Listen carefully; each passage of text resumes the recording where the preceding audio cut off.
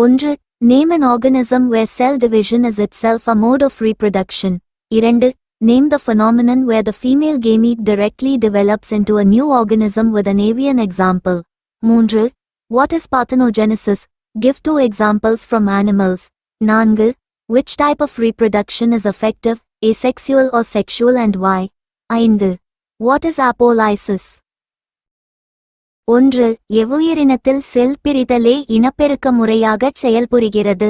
2. பெண் இனச்செல் நேரடியாக வளர்ச்சியடைந்து சேயுயிரியாக மாறும் நிகழ்ச்சியின் பெயரையும் அது நிகழும் ஒரு பறவையின் பெயரையும் குறிப்பிடுக. 3. கன்னி இனப்பெருக்கம் என்றால் என்ன?